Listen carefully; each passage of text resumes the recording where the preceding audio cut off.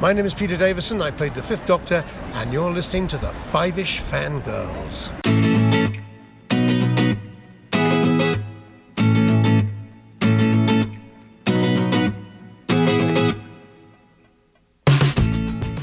The tangents this week continue all the way to episode 372 of the Five-ish Fangirls podcast, and it was 55 years ago this week that Sgt Pepper taught the band to play. Welcome everyone to this week's episode of the Five-ish Fangirls podcast. So glad you joined us. Let's start off fucking doing with the virtual table and see who's joined us this week. This is Brittany in Belvedere. This is Chrissy in Salt Lake City. This is Holly from Wisconsin. And this is Rachel in Indianapolis, Indiana. Hello, everyone. Hello. Hey, everybody. I hope everyone survived us not having a show out for you last week. Barely. Did you have fun, Rachel? I had so much fun. As far as seeing Neil Gaiman talk, that part was really fun. I can't say so much about the people helping run the show. It's one of those. Yeah. So, yeah, I got there like a couple of minutes after the doors open. Mm-hmm.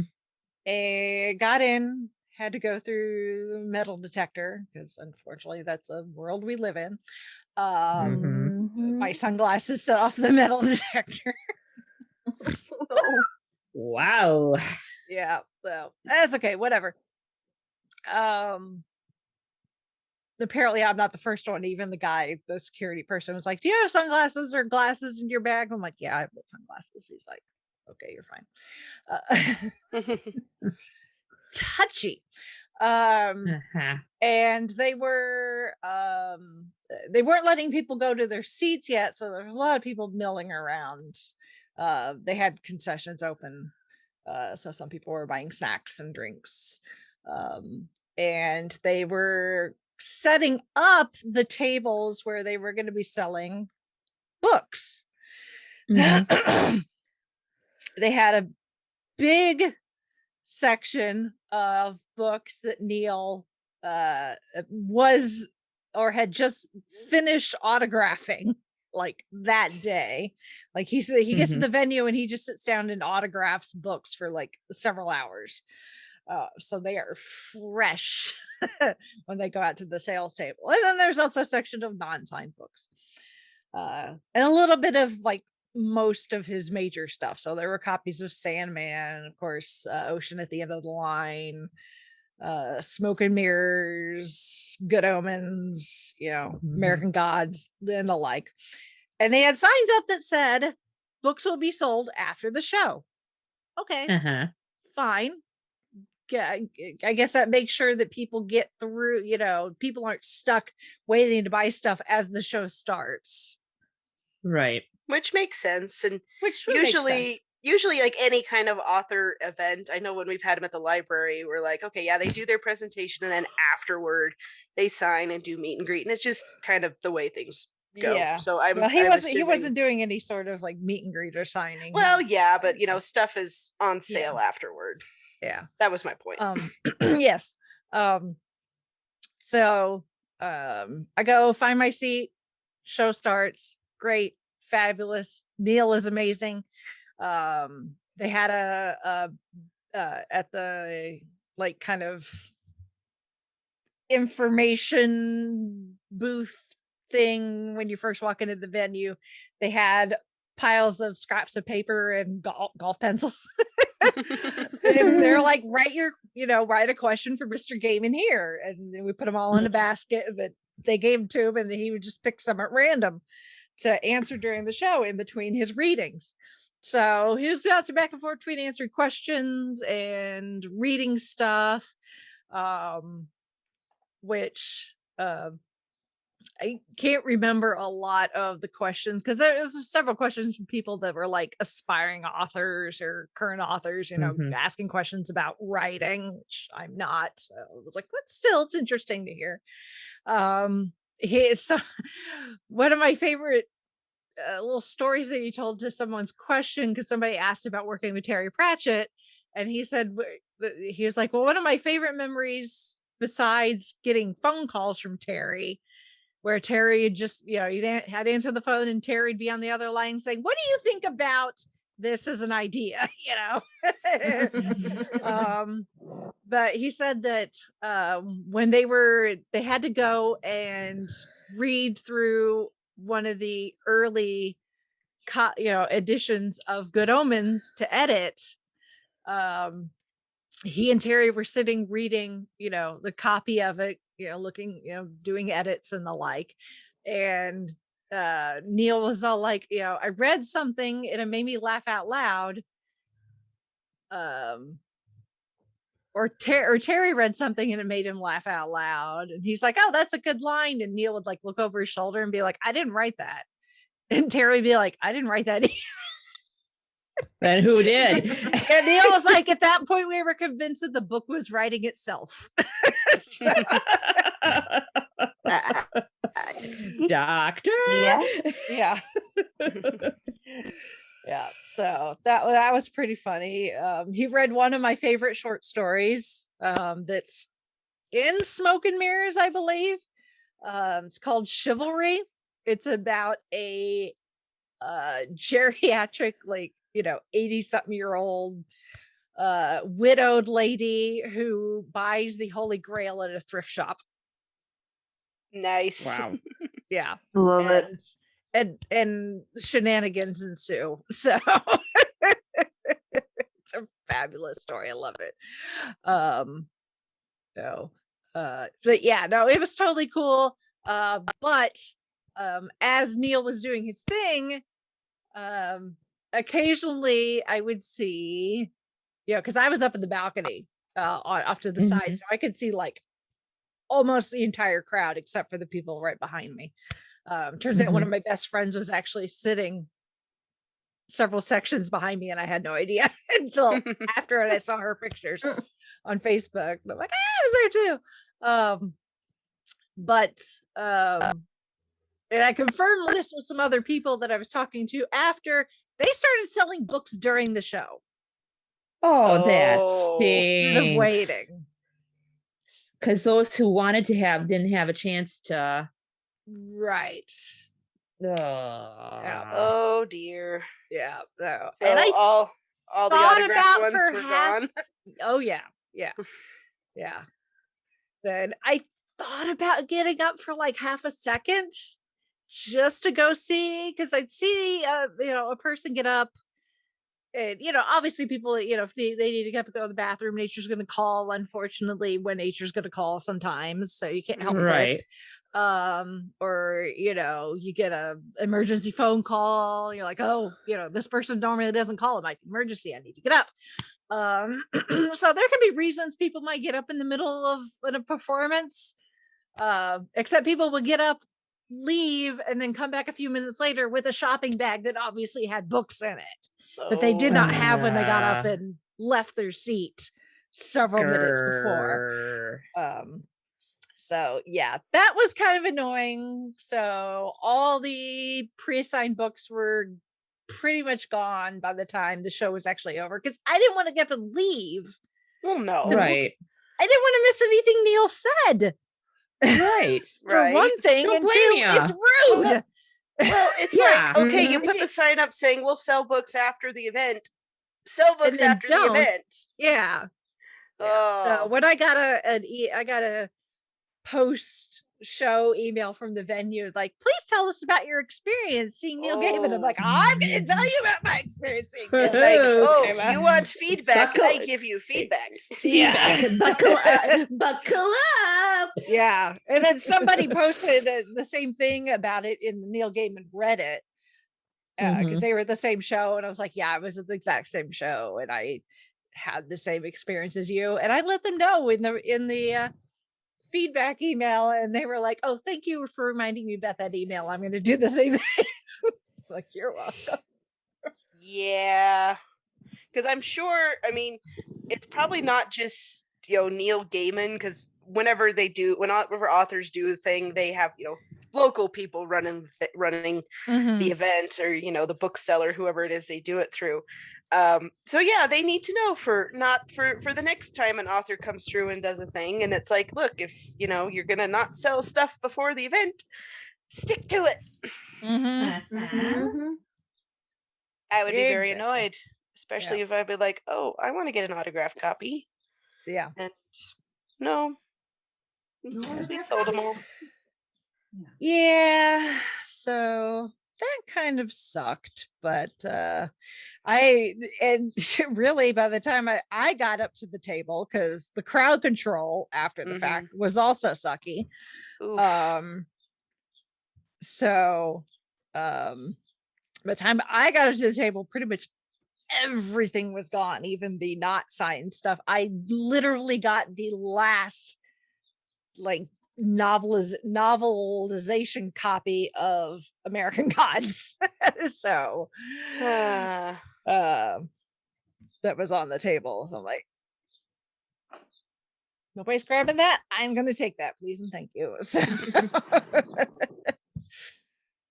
so now I can actually sit down and read American Gods. I've done the audiobook, but now I can actually sit down and read it. So,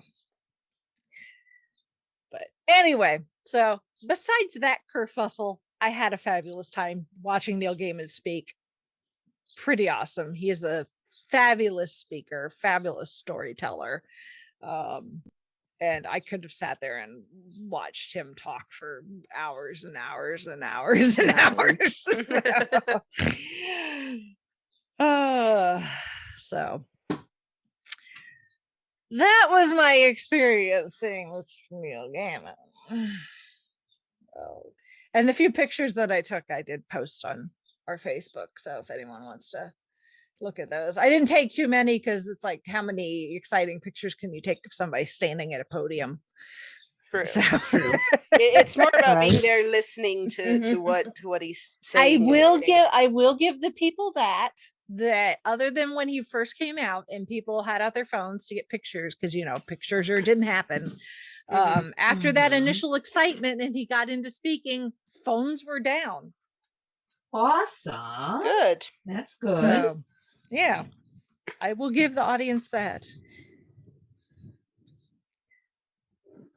So any hoozles, we need to do the news. Thankfully there wasn't too much that piled up while we were off, so although we need to start with some not necessarily 10 o'clock news, kind of, but it's not a person. It's a community, I guess.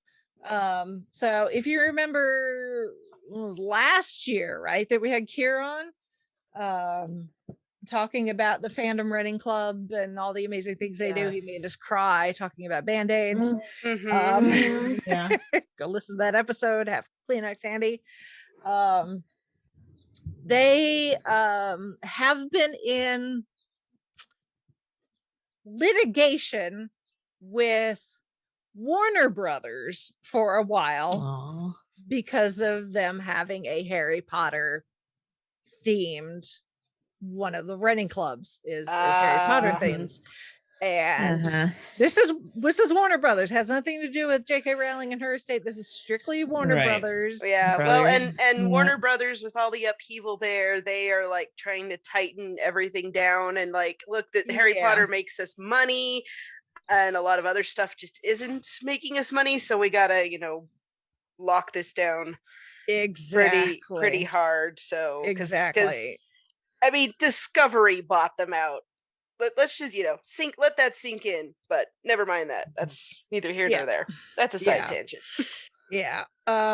So they've been in litigation with the Warner Brothers for a while, and they have finally reached a settlement that they cannot talk about, because that's what happens when you do settlements, is NDAs just across the board, irregardless of who or what it may be about. That's just the way settlements are. But based on their announcement, I guess we can assume that part of the settlement between them and Warner Brothers was the agreement to close the Harry Potter specific running club, and stop manufacturing medals using imagery that obviously is very recognizable to Harry Potter fans, and selling t-shirts and the like. Pretty much everything that's copywritten from Warner Brothers, essentially. Which, sucks for all the people specifically that had joined the Harry Potter fandom stuff. You could join they had specific clubs for the different houses, and the like. But the Potterhead, as they called it, club was also one of their tent poles, and therefore a big money maker for this organization, which they're a not-for-profit, so money is important, especially for not-for-profits. Yeah, still gotta pay the bills somehow. Right, and losing that tent pole essentially, and losing that income essentially means that the entire fanthropy thing is going under, essentially. So they will finish up the announced events. The ones that are already out there have names, have medals, designed and in production for.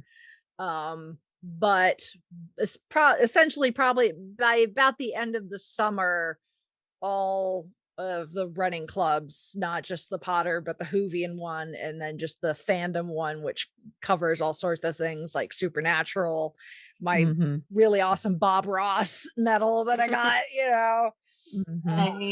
all of those are going to have to close down. Pretty much anything that's connected to anything copywritten has to close.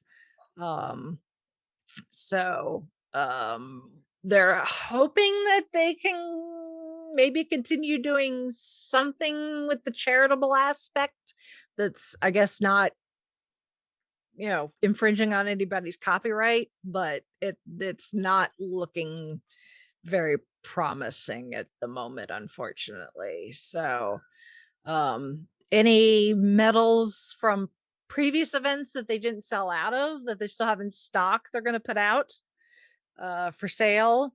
Any super rare medals that they have, where there's maybe only one or two left, they're actually going to put up for auction. Smart move. And presumably that money will go to some charitable organization of their choosing that they'll support, because it changes with each event which charity that they're supporting, and they can be supporting multiple charities at once if there's multiple events going on. But yeah, that sucks. Yeah, and it really sucks to see and I an organization that's doing so much good to have to fold to corporate blah blah blah. Yeah, well, and I wonder, because so many entertainment companies are feeling the pinch, and there's just so much going on and so much upheaval. I'm like, because there's everything from fan art to videos to music, and this is not a new thing where corporations have said like, oh, you're using our copyright, even if it's a 10-year-old making a website in their bedroom. This has happened before, and actually with Harry Potter, like the first, from the beginning, that the 10-year-old making a website in I can't remember if the kid was 10 or not, but it was a kid making a Harry Potter website, and Warner Brothers sent him a cease and desist letter, and so that's I can't remember even if Leaky Cauldron back in the day ran into Leaky Cauldron did. I do remember. I do remember that. And they actually were the one of the ones fighting it. So that was a thing. So yeah, I think, for so many years they've just kind of let it be, because they're like, oh, this is a bad look. And this isn't the greatest look either, where it's a charitable organization doing this, but I'm sure the lawyers got in there and they're like, well, hey, what's this? And we're hemorrhaging money, and we need to crack down on stuff like this. So I kind of get the feeling, for good or ill, and it's too bad because Fanthropy did a lot of good with their work, but it sucks. It sucks on so many levels.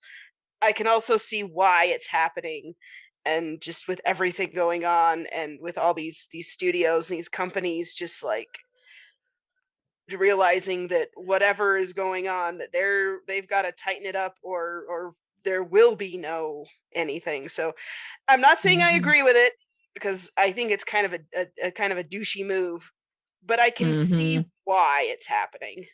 So I don't know, maybe somebody in Discovery will like get their head on straight and be like, wait a minute, but we'll see. We goofed. Yeah, mea culpa. What can we do? What can we do to help you? Yeah. So I wonder if it is just the guys from Discovery that bought out Warner are just like, oh, what is this? And Harry Potter actually makes this money, as opposed to a lot of other things that don't, but should. So yeah, I can see why it happened. I hate that it happened, because I do like Fanthropy, and those medals are so cool, and it's just it's a good deal all around. But the times are a changing. Let's just say that. Sorry, guys.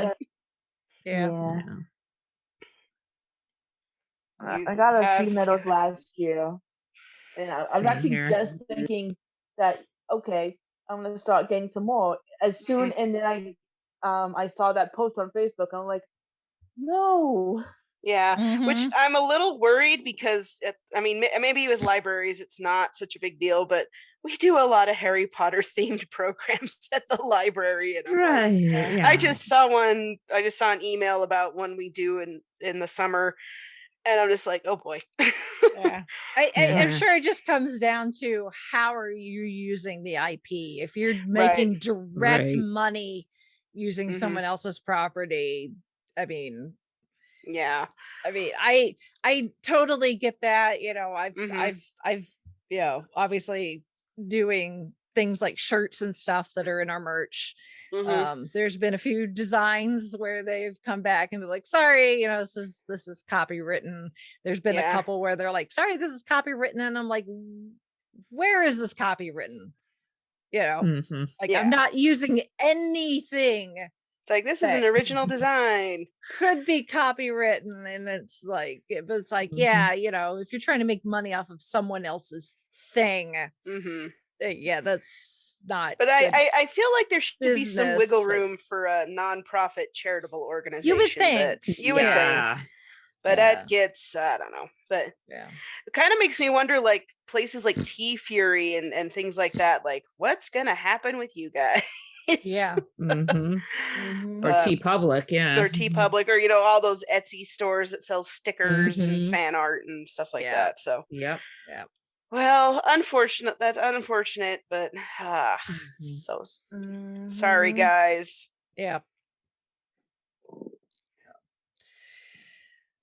All right, let's move on to the happier news, including PopCon at this rate, as we're recording this, is next week. And they're still making guest announcements, which is exciting. So and for all our Orville Rachel, do you fans have your comfy shoes ready? Yeah, really. It also is coming back next week. Yes, that too. Yeah. So we're gonna have now two members of the Orville crew, as Jay Lee, who plays Lieutenant John Lamar, is going to be joining us at PopCon. So very exciting.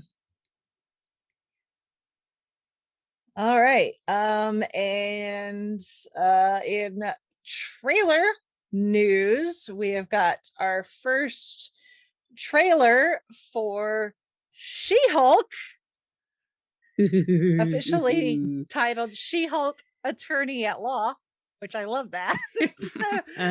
We've got our first glimpse of Tatiana Maslany as Bruce Banner's cousin. Yeah.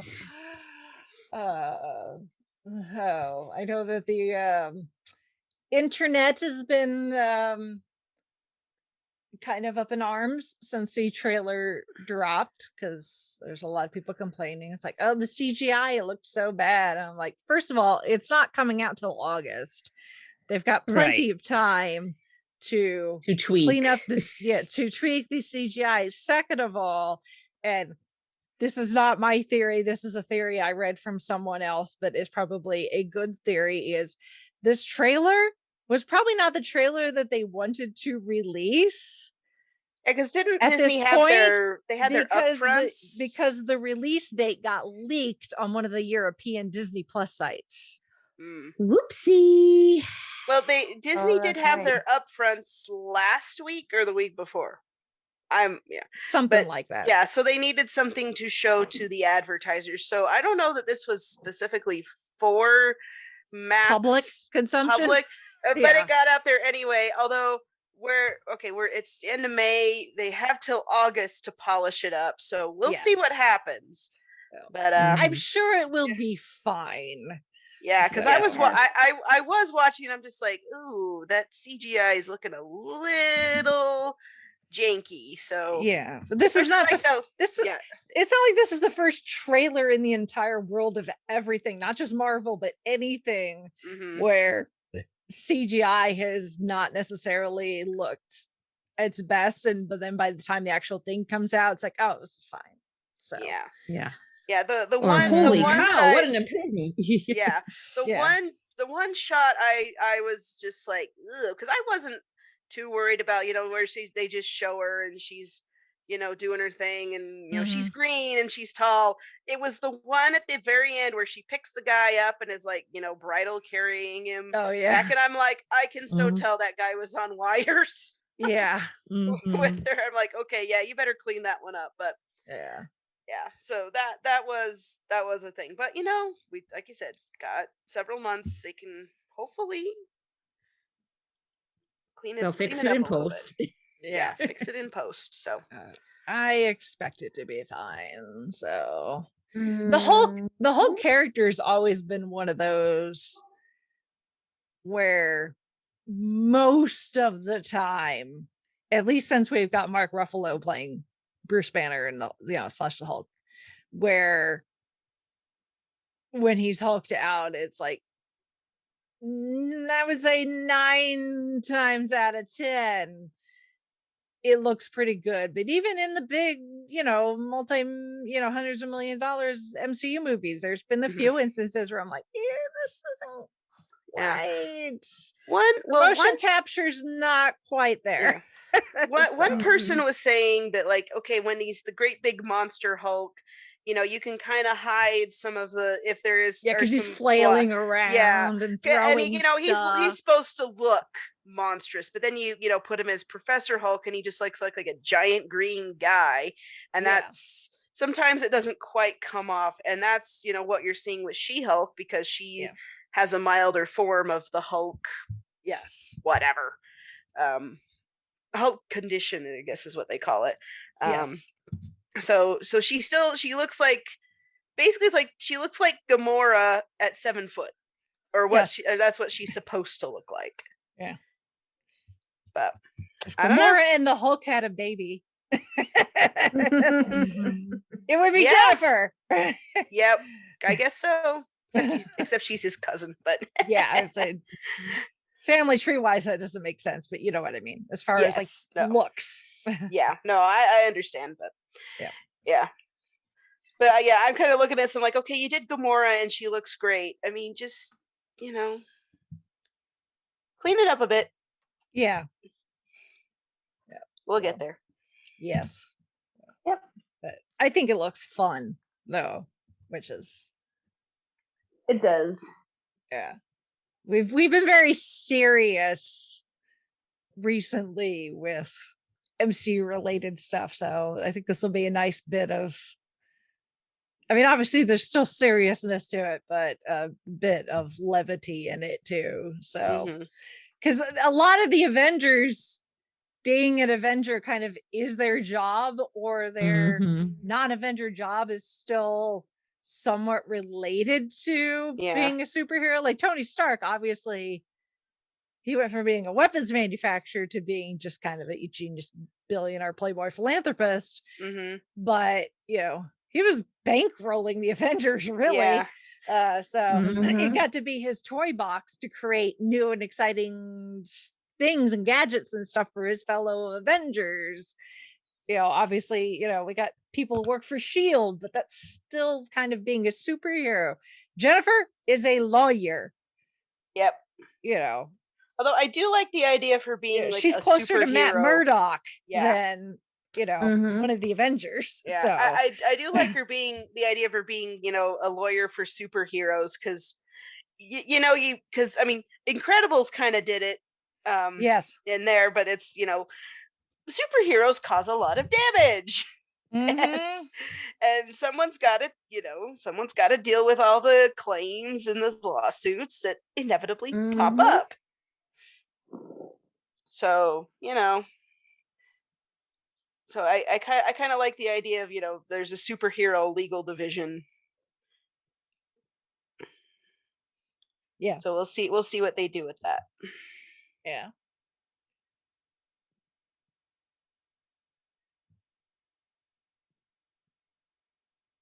All right. And then people absolutely losing their mind. Thanks, BBC. Mhm. Is they really should put a little really should put a little asterisk on this headline, because they're back. David Tennant and Catherine Tate returned to Doctor Who. But if you know Big Finish, you can be all the Big Finish fans are gonna be like, well, yeah, they've been reunited in Big Finish. Now, this is for TV. They're filming right now. You can go see Yes. Yeah. pictures. David's in the pinstripes. He's got the hair. Donna, even Wilf. Yeah, Yes. so Will. Dark Ribbons has been spotted on set, so Wilf is going to be back too. So this is going to be part of the. Well, we don't know exactly what this is going to be part of yet. RTD has hinted it's going to be part of the 60th ish, possibly, but he's being very coy about how exactly this is going to fit. And so he said they're back. And it looks impossible. First, we announce a new doctor, and then an old doctor along with the wonderful Donna. What on earth is happening?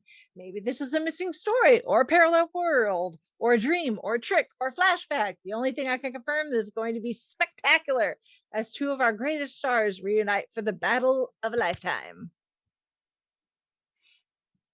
Okay, then. Thank you, Russell T Davies, for clearing that up. Saying Right? a whole lot of something and a whole lot of nothing. He does that really well. Mhm. Yeah, I think that's He just something does. they have to do as showrunners. Yes. Yeah. But yeah, they've been out filming outside, so obviously people from distances with Zoom have been taking pictures, and you can see them running around doing their thing. Mhm. So but yeah, it will be interesting to see where this fits in as far as continuity. So, especially considering David's doctor's wearing a new suit that's not so much pinstripe, but checkered. Mhm. If Yeah, you've gotten a I good have- look at it. So, he's still got the spiky hair. Well, yes. Of course. Oh, and bit. Yeah. Yeah. And he's wearing the Like the spiky hair. blue version of the Janis Joplin coat. So who knows? Who knows? And I can't you know, remember, this but is I think this I is remember neither there here used to nor be a there. theory of- What? Never mind. Okay. I'm gonna say, and I doubt it's neither here nor there, but Catherine Tate has lost a significant amount of weight since she played Donna as well. So, but that you don't necessarily need to explain, they'll just, I guess. Yeah, they'll So. just be like, Donna, and that's it. Yeah. Yeah. Nothing more needs. Nobody's gonna care, really, Yeah. because it's Doctor and Donna together. So Oh. and Wilf. So Yes. Yes. I was so happy when they with that photo. I'm like, yay! Give me yeah. a good reason to go back to season 4. Mm-hmm. Not that I need an excuse. That's like Right. probably one of my all-time favorite seasons. Right. Yeah. So, but I guess we'll wait and see whenever they decide to air this. So, because if it's for the 60th, that's until next year. Why would they be filming something this far in advance for next year? Unless this was just the only time that David and Catherine and Bernard were available. So that could be possible. They just kind of keep it on ice until they need to start. But who knows? Yeah. So. Anyway, either way, I'm excited. At some point in the next, 18-ish months or so, we're going to see the Doctor and Donna together on TV. So, Yes. So, all right, that is it for the news. Of course, if you're subscribed to our sibling show Gold Standard, the Oscars podcast, you know that we have a new episode in the feeds with our 50th Academy Award winning movie, in this case Annie Hall, which we have lots of fun tearing apart. Why am I not surprised? Chauncey asked me the other day because going into it, I was like, I've got my list of movies besides the winner that I should watch to round out the year. And I was like, and now you can finally show me this, the movie that I know you've been dying for me to see for years, because Smokey and the Bandit was also released that year. And then he asked me the other night, he's like, did you ever watch Smokey and the Bandit? And I'm like, no. And he's like, why not? I was like, well, I ran out of time. And he's like, but you said you were going to watch it. I was like, because it really doesn't matter, because I know what movie should have won that year. And I know it's not Smokey and the Bandit. He's like, what is that? I'm like, Star Wars, you numbnut. What was his response to that? He's like, oh yeah, you're right. But Smokey. It's like, no offense to Smokey the Bandit, but Star Wars should have won that year. Yes. Spoiler alert for that segment of Gold Standard, but it's 1977. Yes. Yes. Really, people's brains should not. Movies in 1977, Star Wars. There you go. Exactly. That was when you say, that's the first thing that comes to mind. Mm-hmm. Well, the academies always had their head up a certain unpleasant place. Yep. Yep. Yeah. Sorry, people who are fans of Annie Hall, but she's right, Mm-hmm. Not my cup of tea. Yeah. There is that. All right, moving on to feedback. We got some feedback from Shalane. She says, first, let's start with Avatar 2. I'm not a fan of the film. Yeah, she's like, I'm not a fan of the film. I'm assuming she means the first Avatar, because the second one hasn't come out yet. So the franchise. She's like, I'm only a fan of the music, the style, and the colors of Pandora, which me too. That's why I like the world of Pandora at Disney. She says, I do want to visit Pandora in Animal Kingdom. You should. It's beautiful. Especially if you can go visit during the day and then go back after it gets nighttime and stuff starts to glow. It's really cool. She said, now let's talk about Moon Knight. I really enjoyed this series and I'm going to rewatch it to understand more. Yeah, it was a little, there's a lot to keep track of there with the different personalities and the gods and the stuff and the different costumes. But she also loved Tawret, our hippo goddess. Favorite as well. She said, and she asked, so there's not going to be a season 2 of Moon Knight? As far as we know, no. He will appear in the films. So, and then she poses the question, would you rather be an Avatar in Moon Knight or in Avatar: The Last Airbender? Last Airbender. Because I know nothing about Avatar: The Last Airbender, so you get to control the elements, and you get to you're basically saving the world. And Moon Knight, you have a personality disorder.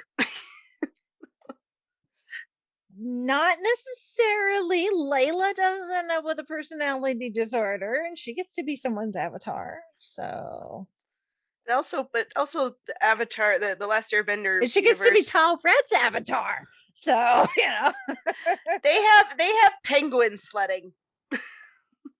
Well, I do like penguins. That would be what you bring up, the penguin sledding. Of course.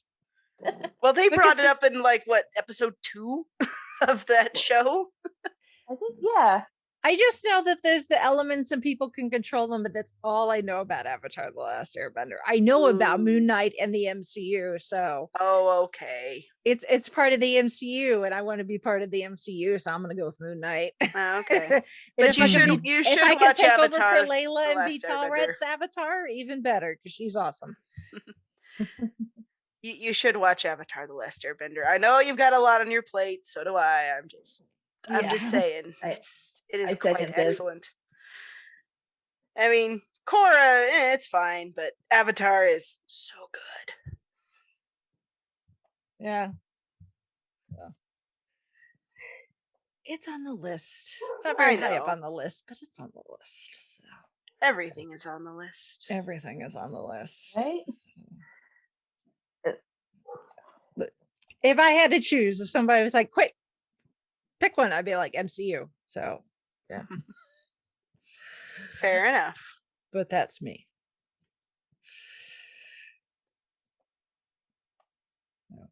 But interesting question, Shalane.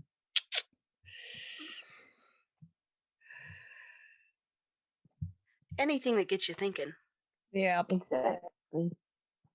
I do love how she left out the other Avatar. The blue people one. Yeah, we don't care about them. Gully. Yeah, we don't care about them. We just want to go to Disney World and see Pandora. That's it. Yep. Mm-hmm. Yeah. That's as close as I went to that world of avatars. So yeah. Anyway. Yep. All right. So moving on to this week's main topic.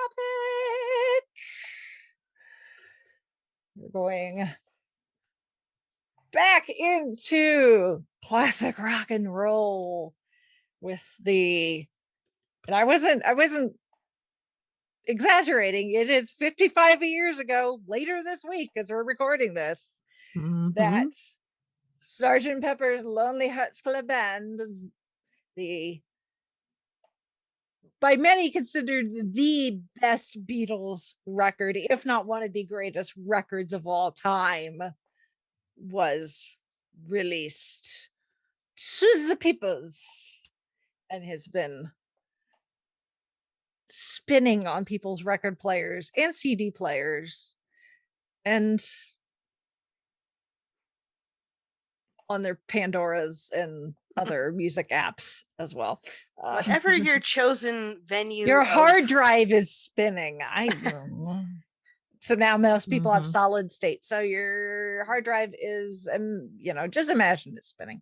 The bits and bytes are moving around. Been Let's in a say circle, that. so something is spinning. Yes. Yes.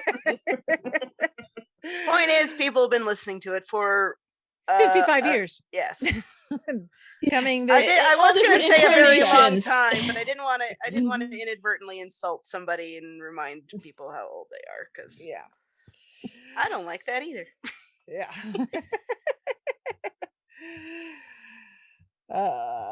So yeah, Sgt Pepper on the Hot Stuff Band. So this is an interesting time for the Beatles. Because ending 1965, going into 1966, the Beatles, since Beatlemania had hit not just England and Europe, but then the US in, 63, 64. They had been pretty much touring nonstop all over the place. And to put it bluntly, the Fab Four were really freaking tired. They needed a break. They were burnt out. And instead of maybe some other artists maybe being like, okay, I need to stop touring for a while, go work on personal projects, maybe, if they're in a relationship and they want to have kids, it's like, be a parent, that sort of thing. Maybe take up painting, right? Learn to ride a horse, learn how to scuba dive, something that's not touring and performing in front of a bunch of screaming people. The Beatles are like, we could take a break, or we could just stop touring altogether and never tour ever again. They decided to go with option B, essentially. Which unfortunately led a lot of people to think maybe the band was going to break up. Obviously, we know that's not the case. They did take a extended break though, which was good for all four of them. This is when George went to India for the first time, really started getting into learning about meditation and Hinduism and learning Indian musical instruments. Ringo had his first child with his wife, so he got to be a stay-at-home dad for a while. The guys just kind of went off and did their own thing for a while, and then came back together in this, when they're like, okay, let's work on a new album. And there are, depending on what resource you go by, the impetus for this album has several different origin stories. Generally it's Paul's idea. That's generally the agreed upon, that it was Paul's idea. Where exactly Paul got the idea from, the story changes depending on, again, what resource you're looking at and what year it comes from. The most recent, I do air quotes, story I've heard out of Paul's mouth is from an interview that he did on the Howard Stern show 5 years ago for the 50th anniversary of the album. And he says he was on a plane and one of their staff members that was with him on the plane asked him to pass the salt and pepper because they were on a flight where they were getting served food. And Paul misheard him and thought he said Sgt Pepper. And Paul was like, that's a really interesting name for something, just kind of tucked in the back of his head. So, like I said, there's several other different stories out there. The idea to, kind of poke fun at like the crazy, like roadside carnivals that sometimes have like super weird names, like Mr. Fantastico's world of oddities and whatever. So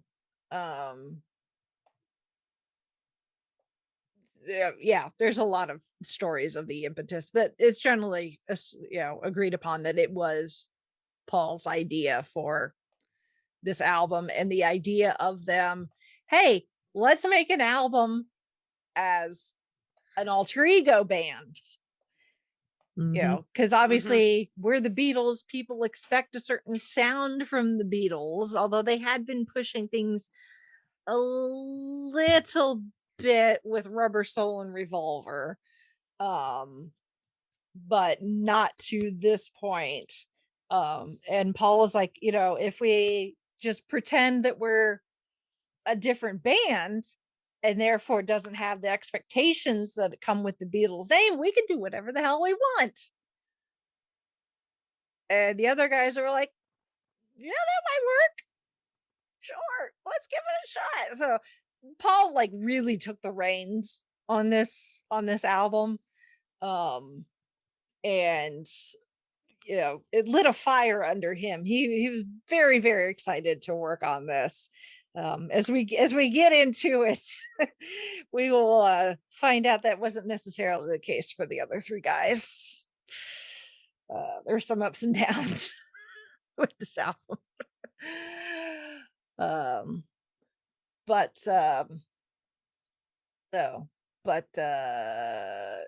So they had this idea to do this album, and they did, because they knew they weren't going to tour anymore. They're like, we can really play around with technology and different types of instruments, use a or actual live orchestra, strings and brass, and George is like, I want to bring in a actual Indian music players, and like, sure, why not, bring them in, play the guitars and all the things, and we want pipe organs and animal sounds and all these crazy things. It's stuff that you could not do on stage at the time, because the technology did not exist. So we really can do whatever the hell we want, because we're not going to have to replicate this in a live performance, because we're not going to be performing live in front of people. They're like, great. Meanwhile, Brian Epstein and George Martin are in the corner going, ugh. Yeah. For different reasons, because this was a changing time for kind of rock music in general. Tastes were changing, people were experimenting with things. This album, by a lot of people, is considered one of the first quote unquote concept albums, where before, an artist would just put together a record with a handful of songs, some fast ones, some slow ones, some happy ones, some sad ones, that didn't necessarily tell a cohesive story per se, and they would just release singles. We'd have our A side and we have our B side, and hey, this song's gone to #1, good job. Time to do a new one. Here's 10 songs, copy, print, repeat. And but then the Beach Boys released Pet Sounds, which according to some, the Pet Sounds was a response to Revolver.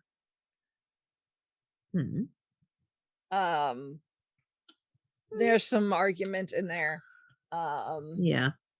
But Paul heard Pet Sounds. He was like, this is amazing. This is, nobody's done anything like this before. We should do something like this.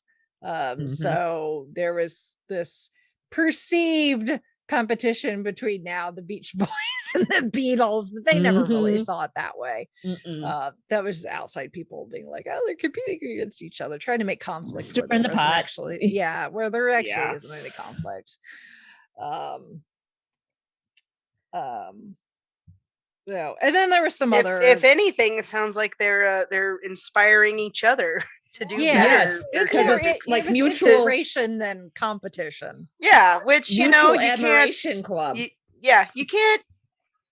No one loses here. Everyone wins. Exactly. If it nudges you to do and put out better stuff, yay! We are here for it. Exactly. It's win-win.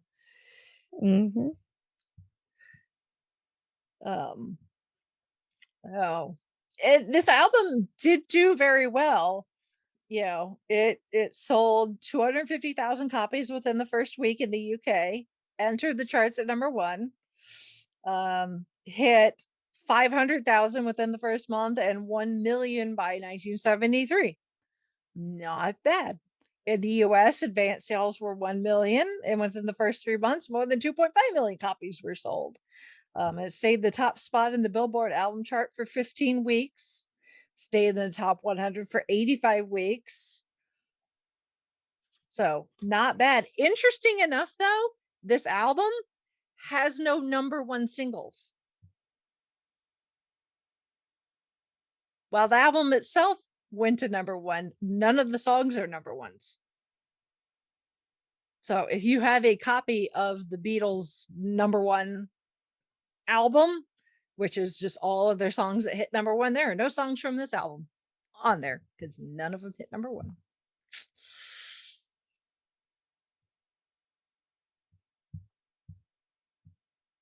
Yeah, there's a little bit of trivia for you. The album took 700 working hours to record at a cost of $75,000, which was a lot in the 1960s. And a lot of it was due to the fact that they had to spend a lot of time figuring out the arrangement for songs before they ever hit record, because at the time 4 tracks was what you could do on a single recording machine. So nowadays it's all digital. So if you're going to do a modern recording studio now, you see all the sliders and stuff, and everything goes into a computer. So as long as you've got enough, hard drive space on your computer, most programs, audio recording software, you can do dozens of tracks in a single song, essentially. So you can have your bass on one track, your drums on another, your lead vocals on another, your backing vocals on another, your harmonizations on another, things like tambourine can have their own track if you want. You couldn't do that in the 60s. You had 4 tracks. So they'd have to figure out how to record things like, Ringo's drums and maybe John doing backing vocals on another track, figuring where he comes in and out for that, and maybe bass on another, and I don't know, keyboards on another, record those, rewind it all back, and essentially record on top of it. But the technology, because it's tape, you can record on top, but you're not necessarily erasing what was there, you're recording and adding it to the tape. But if somebody screwed up, like their entrance or exit, or hit a wrong note, it was a wash. You had to go all the way back and start over again. And the more instruments you have included, obviously, the more complicated that gets. So, because it's like, 4 tracks, 4 Beatles. How hard could it be? Well, it wasn't just the 4 guys. Most of these songs have at least 1 or 2 like session people playing the other instruments. Yeah. in some cases, like, we'll talk about Day in the Life, the very last track, it's got a 44-piece orchestra. So, Yeah. So,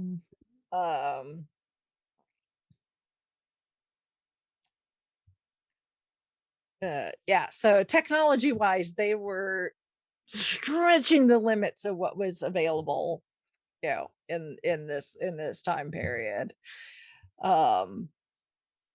So it took a lot of time. And the other thing, besides this being, considered a concept album where it's supposed to have this kind of cohesive story throughout, is the cover art for the album was also breaking new ground. Instead of just having a shot of like your band members and their heads, which is the case for several of the early Beatles albums, Rubber Soul, it's like, them looking from above, kind of distorted. It wasn't until we got to like Revolver where it was like, this drawing type thing, where they deviated beyond just, hey, look, here are the faces of the people of the album you're about to buy with your hard-earned money at the record shop. But because they were making this album as this fictional alternative persona band, Sgt. Pepper's Lonely Hearts Club Band, they wanted art to go with it. And again, Paul, being the creative guy that he is, had this idea of what he thought it should look. So I have, obviously, I'm going to have stuff linked in the show notes from YouTube videos and the like, and some articles. But I'm also going to be referencing from a book called Beatles Songs, which this book is kind of old. The copyright's 1989. So not necessarily the most up to date, because obviously as the living members of the band have continued to do interviews and stuff gets pulled out of the archives, like, thank you, Peter Jackson. Stuff gets pulled out into the open that's never been seen before. Things will change. So some of this stuff in here may be either incorrect or out of date, as people have told newer stories since then. But it's so funny because this book by William J. Dowling is the textbook that I used when I took a Beatles course as an undergrad in college. Ooh, nice. At some point along the way, I lost my copy of my textbook, which had all my highlighting and notes written in it. But it just so happens that my mom was at a yard sale in the last few weeks, came across this book, took a picture, sent it to me, and she's like, would you like this? Yes, please. And I'm like, well, it's Beatles related, so duh. But second of all, I had a copy of this book like over 10 years ago, lost my copy that had all my notes in it because I knew I was going to keep the book. So I had no problem writing and highlighting stuff in it. So I'm sitting here like reading this book and now adding highlights again in my own notes, and hopefully I will not lose this copy. So yeah, but it's broken up it's in chronological order. So all the albums are in release order, and then singles are peppered in there because sometimes they would release singles that weren't necessarily going to be on an album like Strawberry Fields and Penny Lane were both recorded before they recorded this album and ended up not going on this album. But anyway, so a lot of the stuff I'm going to be referencing is actually from this book. Cool. And there's lots of quotes in here, not just from the Fab Four and George Martin and Brian Epstein, but a lot of people that knew them or worked with them or whatever. So this quote is from Peter Blake, who helped stage the cover photo. So he says, quote, Paul explained that the concept was like a band you might see in a park. So the cover shot could be a photograph of them as though they were a town band finishing a concert in a park, playing on a bandstand with a municipal flower bed next to it, with a crowd of people around them. I think my main contribution was to decide that if we made the crowd a certain way, the people in it could be anybody. And essentially they just asked the guys, or the guys decided it should be a whole bunch of people that they know or people they admired, even if they don't know them personally. So they made this huge list of essentially people the Beatles like. Some got nixed right off the bat, like Gandhi. And Hitler. Can you guess which Beatle suggested Hitler? Sarcastic twit. That like to ruffle people's feathers every now and then. You know who you are, John I think Lennon. I know, and I think he starred in a war movie to boot. Yeah. or cameoed in a war movie. Yeah, no. I think he knew that Hitler was never actually going to fly, but John, being John, was like, "Oh yeah, let me write down Hitler as a suggestion." Let's poke the bear a little bit here. Yes, get a rise. Troll. I mean that in the nicest way. I will not speak ill of the dead. Yes. But EMI, and with this great big grin on his face to boot, I could just see it. Yeah, I guess they picked that title. Yeah. So EMI, their label, insisted that if the person was still alive, reach out to them. If the person was passed, reach out to their estate and try and get permission to use the person's likeness so that they would not be sued. So and who got the lovely task to do that? Brian Epstein's personal assistant, Wendy Moger. Oh boy. Got the lovely job to try to do that. So she says she says in Beatles songs, quote, he, Brian Epstein, asked me to try to get legal clearance from everybody within a week. EMI wasn't very keen on the cover, but Paul wanted to do it. It was an incredible job. I spent many hours and pounds, money, paying for long distance phone calls, essentially, on the telephone to the United States. Some people agreed to it, others wouldn't. Fred Astaire was very sweet about it, but Shirley Temple wanted to hear the record first. I got on famously with Marlon Brando. Mae West refused to be pictured asking, what would I be doing in a Lonely Hearts Club band? Which is such a Mae West thing. Except you have to do it in the Mae West voice. What would I be doing in a Lonely Hearts Club band? You know. She agreed only after all four Beatles wrote to her saying how much they wanted her on the cover. Leo Gorcey, make it quick. Yeah, Leo Gorcey of the Bowery Boys was the only one to decline being pictured and asked for a fee, which EMI refused. He was deleted. About half the famous faces couldn't be found to gain their permission, but the album cover was printed as planned. Brian Epstein was convinced that they were going to get sued for using all these figures. So but I mean, they did it. So yeah, and you can look at it, and there are legend out there where people have made references like numbered.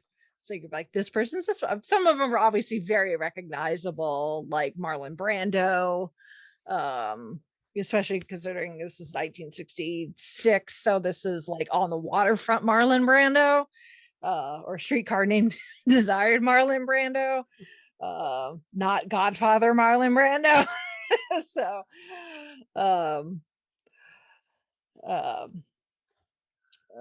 Bob Dylan.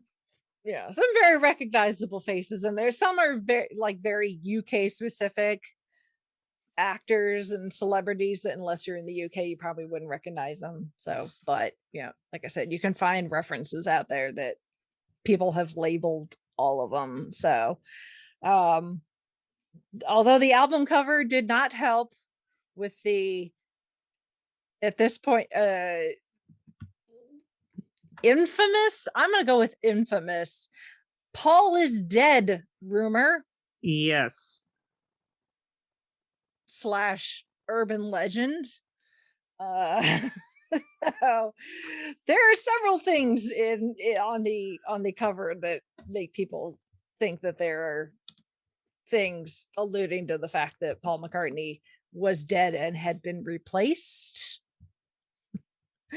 at this point. So Paul is not dead. He's very much alive. Mm-hmm. I'm going to see him next week.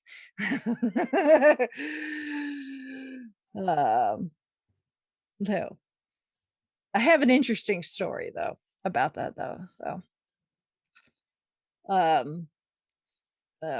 And what's really interesting, and I think something that maybe isn't as well known as, while the album, obviously the cover iconic, is if you were lucky enough, because I don't think this lasted the entire time that the album was being produced and released, is at least in the early releases of it, you have the album and the record, but also in the inside was a little, I think it was like a little envelope that contained a set of cardboard cutouts, kind of like what you get for like a paper doll. So there was a mustache, sergeant stripes, and 2 badges, so you could dress yourself up with these paper cutouts, these cardboard cutouts, a picture card, and a cardboard stand-up of the Beatles in their Sgt Pepper regalia. And then the inner record sleeve, the paper bit that when you, okay kids, records, most of the time we're not just sitting in the cardboard. They had this paper sleeve that also went over it to help keep it from getting scratched, because if a record scratches, it doesn't play the same. But the early printings of the album, the paper sleeve was not just the generic like white or brown whatever plain paper. It was actually a kind of psychedelic, not tie-dye per se, but just kind of like a wash of like reds and pinks.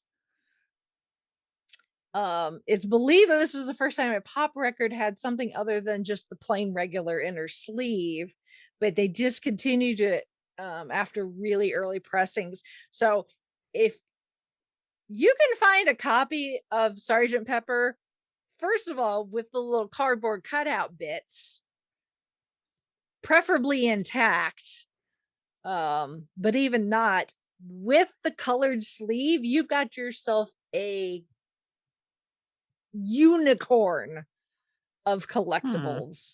I've seen someone on, I don't know if it was American Antiques Roadshow or British Antiques Roadshow, but someone came in, this was years ago, that had it with the little cardboard cutout thingies, but I don't believe they have the colored sleeve, and even that was worth quite a bit, because that stuff, as the stuff gets lost easily and damaged easily. So yeah, the unicorn of Beatles collectibles would be Sgt. Pepper with all of that intact. So good luck with that, kids. Have fun. The other unique thing was this was the first time that song lyrics were printed in full on an album. At least on a major pop release. There may be some independents out there, but like a major band record release, this was the first time that lyrics have been printed. So they were just breaking all sorts of bound, like no one's ever done this before. We'll do it. Sure, why not?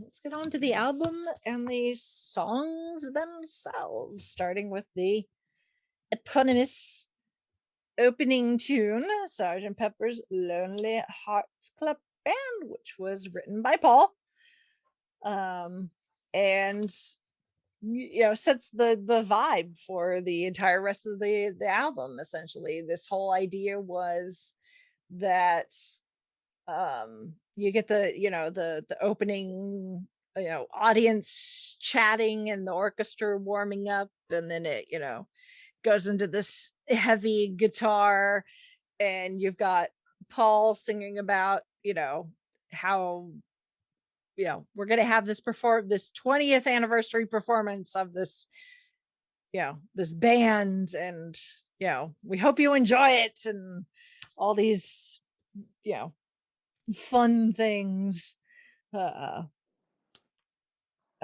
the whole idea is from there on out you can kind of close your eyes and pretend that you're in the audience watching this band, this band called Sgt. Pepper Lonely Hearts Club Band, and doing their watching a concert from beginning to end. So which is why it kind of goes in from that to flowing immediately into With a Little Help from My Friends, which written by McCartney and Lennon, obviously sung by Ringo Starr. I've always amused with this song because Ringo does this one in concert if you see him. We were talking about that in chat actually. So I've only got to say Ringo once at this point. And he's on tour again this summer, but he's not coming anywhere near me. Ringo, you hurt my heart.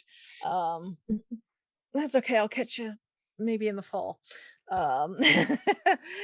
And but in the there's a few things I find funny, because the end of the opening song, Sgt. Pepper, and Paul singing about let me introduce to you the one and only Billy Shears. First of all, Billy Shears, which is a name that they just made up, but in some circles, the people that believe the whole Paul is dead thing, some people think that that's the possible name of the person who replaced Paul. Okay. In some circles, there are other circles. There are other circles that have other names. There's all sorts of different names for people who supposedly replaced Paul when he died in a car accident in 1966. Paul is not dead. It's not the weirdest conspiracy theory I've heard. Yeah. So it's funny enough that they're like the one and only Billy Shears, which supposedly Billy Shears is who replaced Paul, but it's Ringo singing. So therefore, as far as the album is concerned, Billy Shears is Ringo's alternate persona's name as a member of the Lonely Hearts Club Band. In the cartoon movie Yellow Submarine, which I'm wearing my Yellow Submarine shirt that I got at the Rock and Roll Hall of Fame a couple years ago.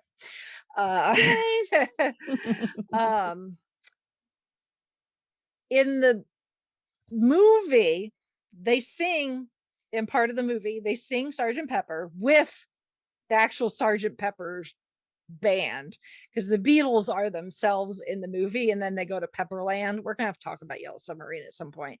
Yes, we are. Yeah, it's one of my favorite movies of all time. But they go to Pepperland, and there's already a quartet band there that looks kind of like the Beatles, but different facial hair type of things. They're actually Sgt. Pepper's Lonely Hearts Club bands. So they kind of, it's a very meta thing where the Beatles meet their alternate personas. They're alter egos. They're alter egos. Their alter egos are their own people walking and talking and singing. So, but they sing the song, Paul's singing it. Let me introduce to you the one and only Billy Shears. It goes into With a Little Help from My Friends, but in the cartoon, it's John that starts singing it, but it's Ringo's voice. Huh. It's the cartoon character of John that starts singing, but they're still using the audio from this track so that it's still Ringo's singing voice, which I always thought was weird. I was like, that's obviously Ringo singing. Why did they animate it John being Billy Shears? I don't know. Anyway, it's just one of those things that stuck with me all these years. I'll probably never get a clear answer. It's probably just one of those things where, I don't know, the animators were like, whatever. Because really the Beatles did not have a lot of say in the Yellow Submarine cartoon, because it's not them playing themselves. They're using voice actors that sound like them, and then they just use the Beatles music for the singing, so we get the actual Beatles voices for the songs, but not the speaking. But then the Beatles actually appear as themselves in live as themselves at the very end of the movie. Anyway, it's a weird movie. It's kind of a trip, but I love it. Yep. If I have my choice of Magical Mystery Tour, Yellow Submarine all the way. Yes.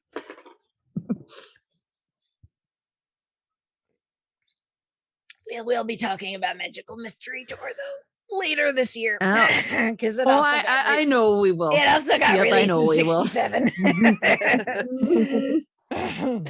I know we get all the way through the Beatles movies at some point in our our journey.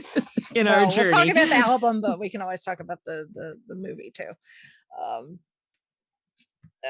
And then obviously, if you're of a certain age, and depending on how well you did or did not know your music lore, the first version of With a Help from My Friends that you may have heard is the Joe Cocker version if you watched the Wonder Years as a kid. Mm-hmm. Yep. Uh-huh.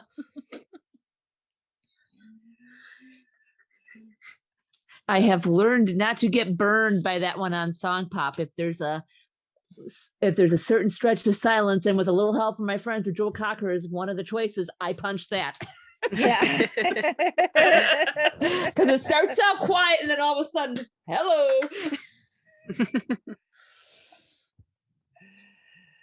Yeah. And then next up is not about drugs, despite what the acronym may say otherwise. Yes. Lucy in the Sky with a little kid. Yes. Please. I mean, if it had been about drugs, my all-time favorite Beatles songs when I was little. Yeah. I mean, if it had been about drugs, John would have copped to it being about drugs. Yeah. Yes. He's copped everything else, so yes. Seriously. Yeah. It's just, it's like, it's so funny that people are like, ooh, there's all these conspiracies behind it, and it's like, they would have said something if that was the case. Yes. Yeah. I mean, John was very honest about like everything. Yeah. So yeah. Oh wow. Yeah, no. This is truly based on a drawing that little Julian drew. In fact, a friend of the family's actually was there that day and corroborated John's story. So not that LSD was not a thing, because John was quite a fan of tripping acid at this point. It wasn't until they were actually recording this album that Paul actually tried acid for the first time. But by this point, John was a fan. So sometimes, guys, the curtains are just blue. Yeah. Yeah. Although the one thing I associate this song with, because I don't know why, I just remember this video from my biology class. It must have been, I was a junior. They're talking about, you know, the origins of humans, and there's that skeleton, they call her Lucy because they were listening to the song when they discovered it, and I'm like, oh, it's Lucy. So that's what they decided to name her. Or it's like the Neanderthal.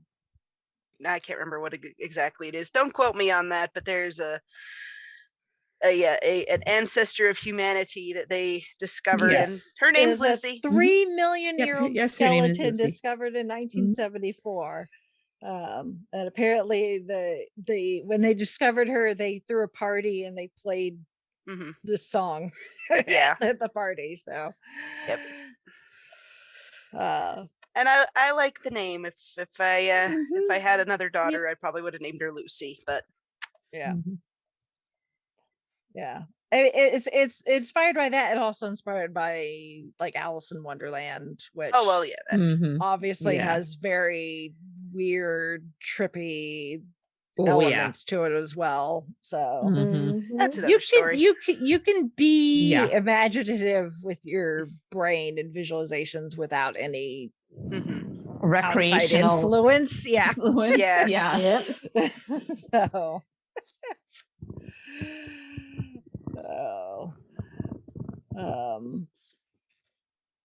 and then of course Elton John recorded his own version in 1974, which also went to number one for him. And another certain Beatle had a cameo in that one too.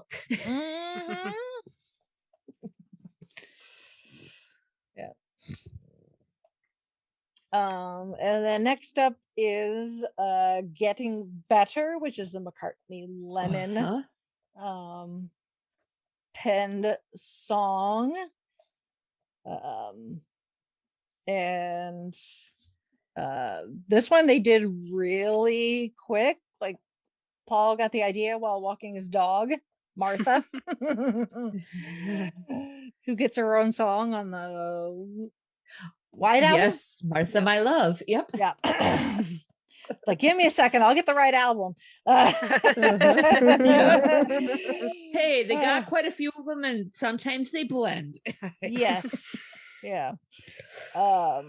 And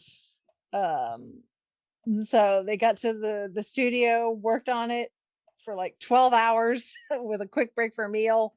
And then got George and Ringo in on it and recorded it the next night. So it was a quick turnaround on this one.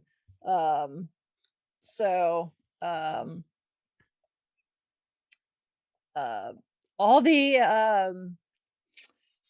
the lines about it's getting better, you know, all the positive affirmation type lines are all Paul.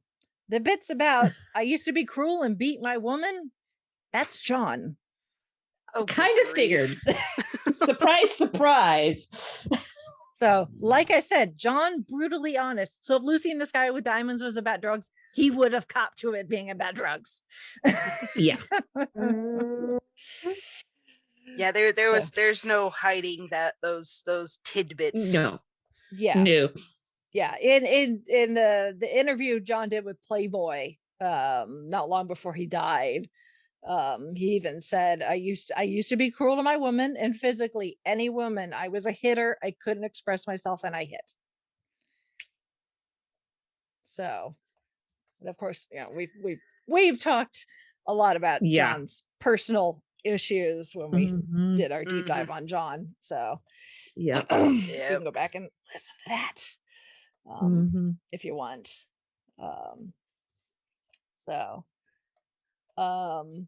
And then let's see, next up, one of my favorite songs. The last time I saw Paul live, he did the song and I was very excited. I think I was probably the only person in the audience that was as excited as I was about this particular song. It's such a Which silly, one was it's it? such a silly, obviously Paul McCartney pen song 100%. But for some reason I just really love the song Fixing a Hole. Yes. I agree with you. It's exactly what it sounds like. It is literally about fixing a hole. Yep. Like this old house. Uh-huh. You know, again, people try to make it oh, it's about drugs, it's the holes in a heroin user's arm or something. It's like, no. Paul was like, I was fixing a hole in a fence at my house and got the idea for this tune. So sometimes the critics of it, they love to read too much into this stuff. Yes. Yeah. This is the kind it's the kind of interpretation that drives authors crazy and makes them hate English professors and music critics as well. Yep. It's like, guys, this wasn't Kurt Cobain, and they weren't trying to hide anything, and they weren't trying to be subversive and, hide secret messages in the lyrics. Yeah, exactly. It's like sometimes they're just The silly curtains songs. The curtains are just blue Exactly. sometimes, guys. Yep. Yeah. Yep. Sometimes they're just goofy. So Mhm. that's sometimes what Paul did. Paul just was like, Yeah. he would come up with these either lyrics or a tune and be like, this is not, I just like the way this sounds. There you go.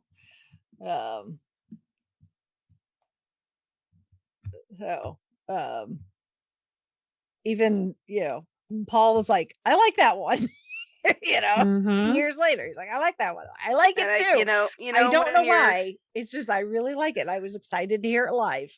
So when you're Paul McCartney and you're the Beatles, you can write a song about fixing a fence. yes, Yeah. or a It's hole in the okay. roof, or yeah. painting a wall. A fence is a fence is a Exactly. fence. Exactly. And sometimes that's Oh. all it is. It's not some weird metaphor or whatever. Sometimes a fence is literally a fence. So. Funny people. Yeah. All kinds of funny people. Yep. Next up is She's Leaving Home, another Lennon McCartney. Paul wrote most of it. That's one of the things about this book is it gives you percentages based on interviews and stuff. And in this case, She's Leaving Home, McCartney 65%, Lennon 35%. So And if memory serves, isn't this based off a actual something that happened? Yeah, he read in the newspaper about a girl that not necessarily ran away from home because she was an adult, but she left without speaking to her family. She just left a note saying, I'm out of here. I want, I'm not happy here. I need to find the happiness. Bye. Obviously I'm paraphrasing. But I guess in an interview, her father's like, we gave her everything and I don't know why she left. And it's like, that's not a good reason for your kid to be unhappy. Yeah. Especially if they're an adult and are perfectly legally able to be out on their own. So,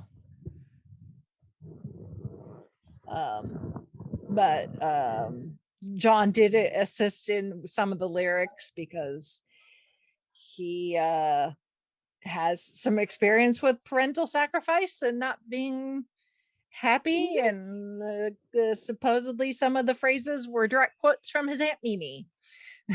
Oh boy. So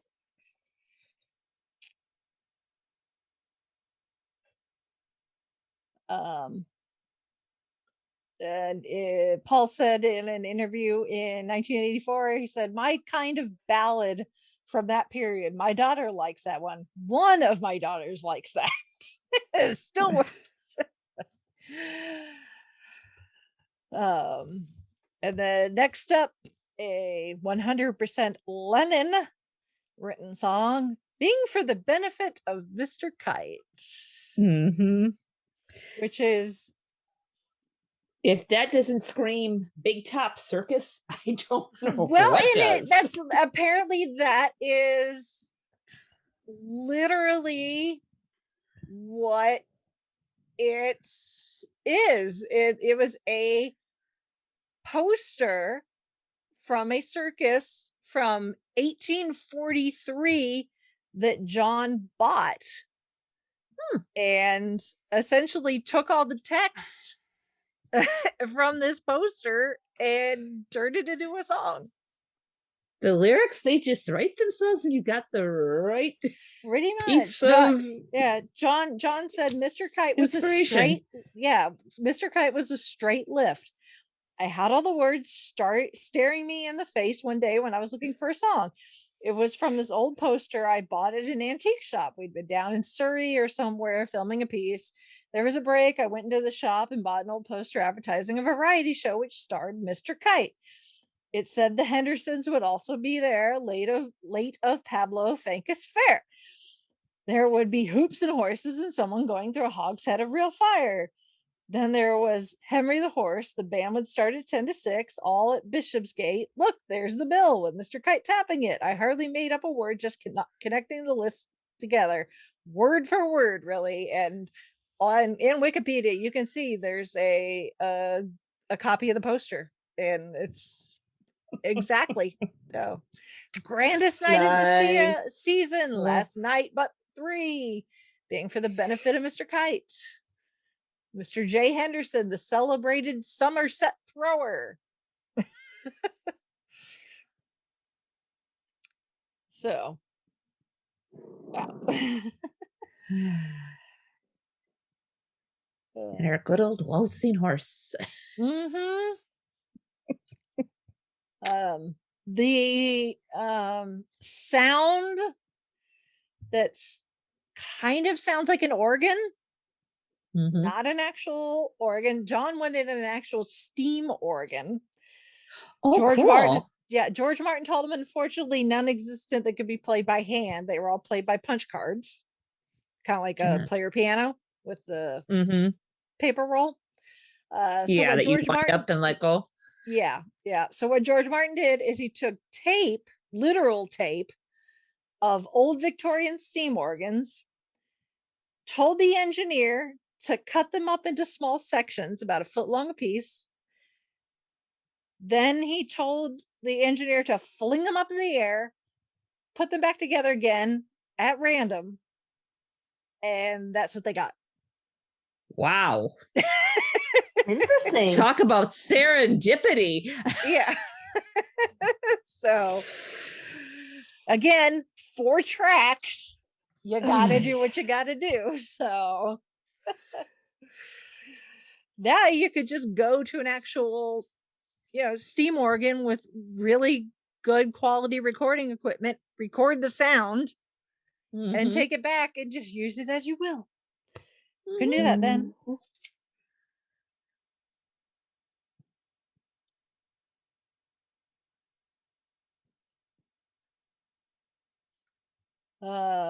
Okay. Next up, which would be actually side 2 of the record, because kids, we had to flip our music over to get the other half. Flip over, carefully drop the needle down.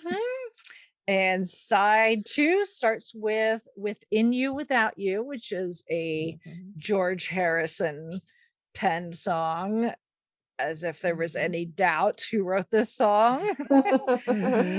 Yes, the influences are showing. Yeah. George, he wrote this after dinner one night at Klaus Vormann's house. He says Klaus Vormann had a harmonium in his house, which I hadn't played before. I was doodling on it, playing to amuse myself, when Within You Without You started to come. The tune came initially, and then I got the first line. We were talking. Yeah. It came out of what we'd been discussing that evening. So, and actually, George is the only Beatle to appear on this song. Neil Aspinall has a credit for playing the tambora, and then there are Indian session musicians that they brought in, and they actually laid Indian carpet in the recording studio so that these musicians could feel like they were back in India. And there is a sword mandel, which is a zither-like Indian instrument, which I don't even know what zither-like is supposed to mean. A dilruba, which is a bowed instrument. And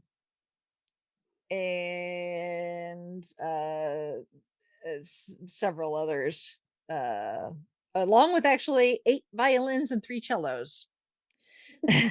So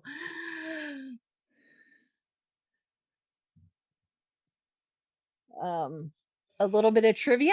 Stephen Stills of Crosby, Stills, and Nash.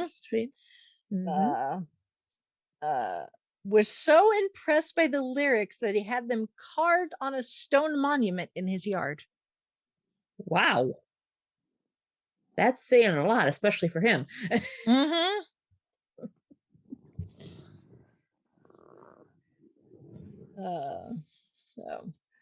Let's see. Next up is When I'm 64. Again, very McCartney, although it is McCartney Lennon. It is 85% McCartney, 15% Lennon.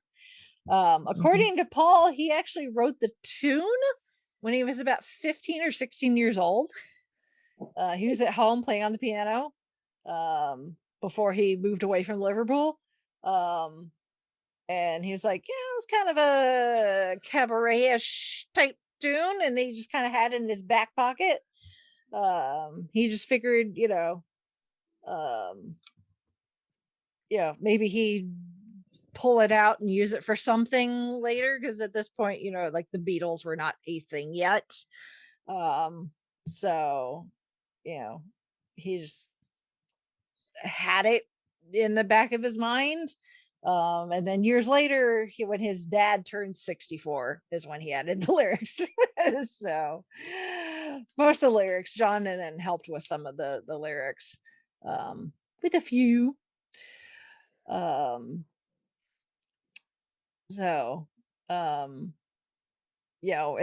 Paul is like, it's supposed to be cheeky, it's tongue in cheek, supposed to be fun, it's like, when you're with someone, it's like, will you still love me when I'm 64? Will you still feed me when I'm 64? Which I kind of feel like that sometimes with Chauncey and I, because Chauncey's the cook. So I'm like, are you still going to feed me when I'm 64? Or are you going to be sick of cooking for me by then? Like, I know you'll still love me, but will you still feed me? Or would he be like, okay, by now you should learn how to cook? It's like, here, this is how you boil water for mac and cheese. Yeah, I can do that. That's about it.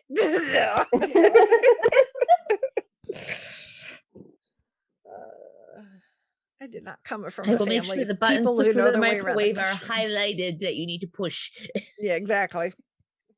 Hey, if it's got directions and all it requires is putting in the microwave, I can do that. But that's about it.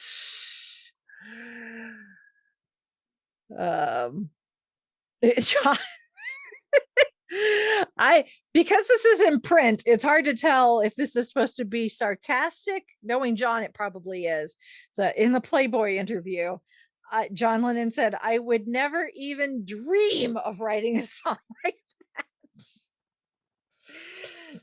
I'm thinking it's a bit of both. Probably. Because we don't know how well he and Paul were communicating at that time, and if they were still trying to get jabs in at each other. That is true. Well, the Playboy interview was like 3 months before John was killed, so okay. So I think they were slightly on the mends by then. if I remember correctly. So, but that still doesn't mean that John was not being sarcastic, because that's who John Lennon is. So fluent in sarcasm and being a troll. Before we knew there was such a term. Yep. Yes. And then another weird, obviously McCartney penned song, "Lovely Rita." Rita, this is 100% Paul. Yeah. Oh. But again, it's supposed to be cheeky. He's like, the song was imagining if somebody was there taking down my number and I suddenly fell for her. Yeah. And the kind of person I'd be to fall for a meter maid. Yeah. Would be a shy office clerk, and I'd say, "May I inquire discreetly when you're free to take some tea with me?" Yeah.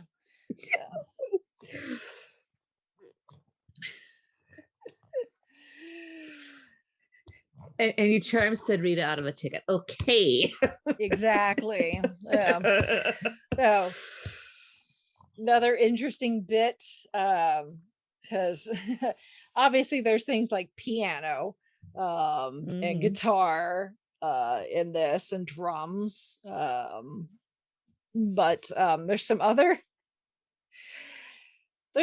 weird sounds in this song. If you're listening to it, probably best with headphones on, and make sure you listen to this in mono, not stereo, because it totally ruins it. This is one of those albums where it's definitely better appreciated listening to mono, where you hear like guitar literally in one ear and like piano in the other, where it's very distinctive. One is in one ear and one is in the other. That's the way it's intended to be heard. Do not listen in stereo. Anyway, there's a video linked in, I'll have linked to the show notes. One of the sound engineers that helped work on it, he even complains about that they released a stereo mix at one point, and he's like, they ruined it. They absolutely ruined it by putting it in stereo, and he's totally right. But anyway, Tony King, who would eventually become general manager of Apple, at least here in America, says, one night they were doing Lovely Rita. You know those funny noises on the song? Well, they were done with combs and paper. George Martin said to me, "Would you mind going into some of the other recording sessions and see if you could find anybody who's got a metal comb?" Then we were all in the bathroom tearing up toilet tissue to make the right sound through the comb. The Beatles had the luxury of being able to spend an hour of their recording time getting the right combs and right strength of toilet tissue. Oh, jeez. Kind of like we would do when we were younger with the combs and wax paper. Yep. This is why this album took 700 hours to record, people. An hour of that was playing with metal combs and toilet paper. All right. Moving on to, as we mentioned earlier, the song with the animal sounds, Good Morning, Good Morning. 100% written by John Lennon. John said, "I often sit at the piano, working on songs with the telly on low in the background. If I'm a bit low and not getting much done, then the words on the telly come through. That's when I heard Good Morning, Good Morning. It was a cornflakes advertisement." Oh. Jeff Emmerich, who I believe is one of the videos I'll have in the show notes, one of the sound engineers, said of the animal noises, because George Martin's like, yeah, we got the animal sounds from a sound effect disc.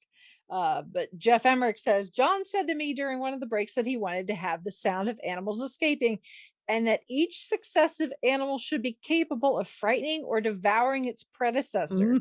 So those are not just random effects. There's actually a lot of thought put into all that. So the next time you listen to that, listen to the order of the animal sounds. Oh. And then George Martin says, imagine my delight when I discovered that the sound of a chicken clucking at the end of Good Morning was remarkably like the guitar sound at the beginning of Sgt. Pepper, the reprise. I was able to cut and mix the two tracks in such a way that one actually turned into the other. It was one of the luckiest edits one could ever get. And it does. You know, you get that cluck and it goes right into that guitar squeal. The Sgt. Pepper reprise, so which Paul uses going into the end of his shows, is the reprise. So which is makes you kind of sad when you hear him singing because it means the show's right. Yeah, it's like and especially, and you know, it's like, oh, that's not the opening Sgt. Pepper, that's the end of it. Yeah, it's like, other than the 40th anniversary shows with Metallica, you hear Enter Sandman, you know the show's almost over. So but in this case the album is not over because we have A Day in the Life, the almost 6 minutes concoction that is 60-40 Lennon McCartney, where John got the idea, again, reading the newspaper, and saw a story about the heir to the Guinness fortune essentially dying in a car crash. That was kind of the headline of the paper at the time, because he died in the middle of London by speeding through red lights at 110 miles per hour in his Lotus Elan, which, if you know anything about cars, Lotuses are sports cars, essentially. They're meant to go fast, but probably not meant to go 110 through London through red lights in traffic. Because he ended up smashing to the back of a parked van. Died at the age of 21. So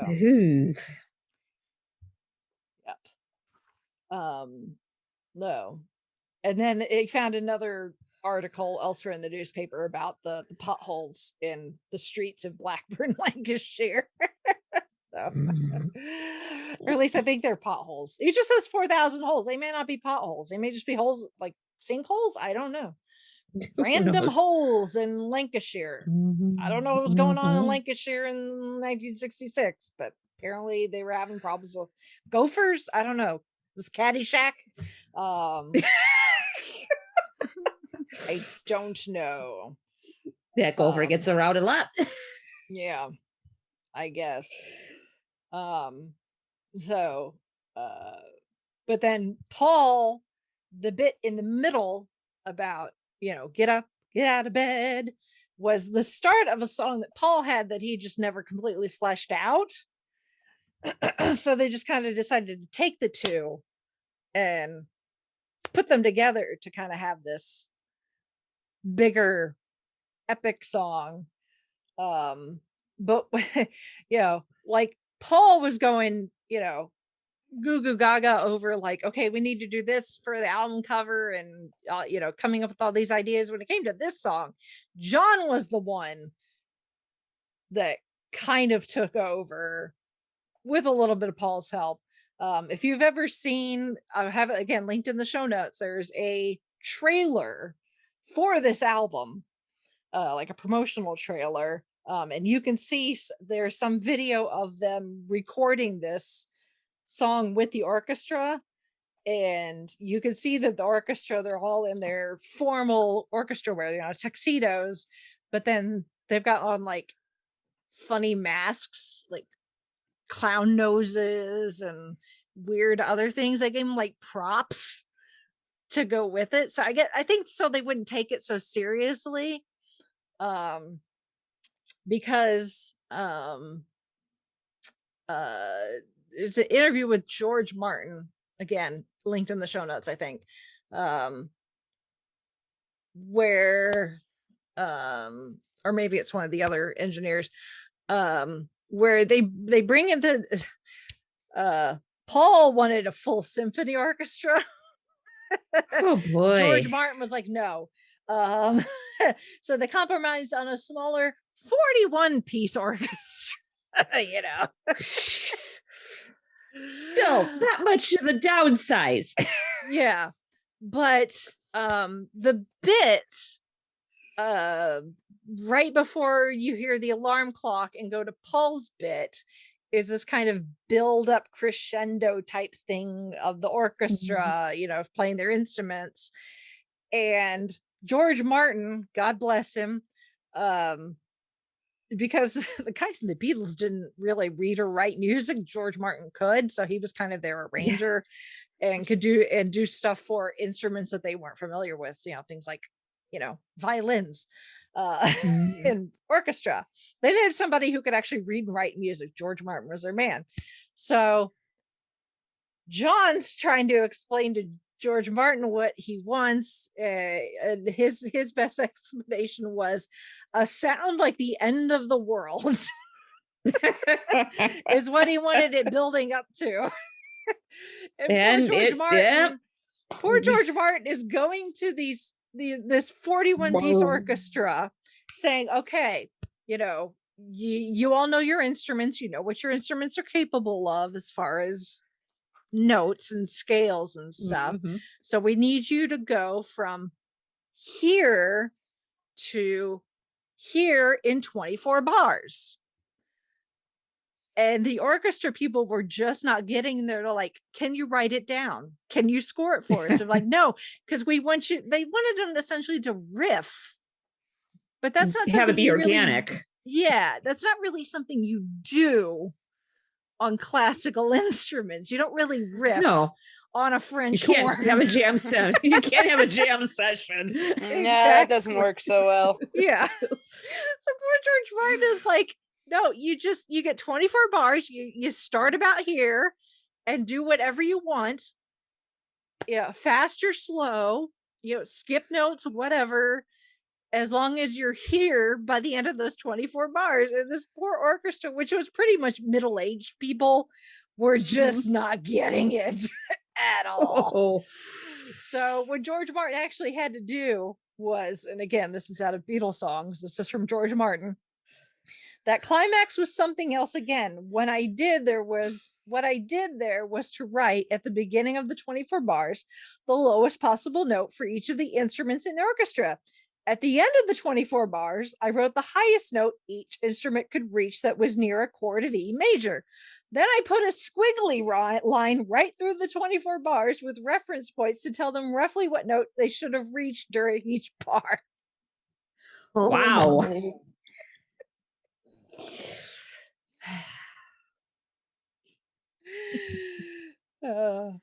then of course you've got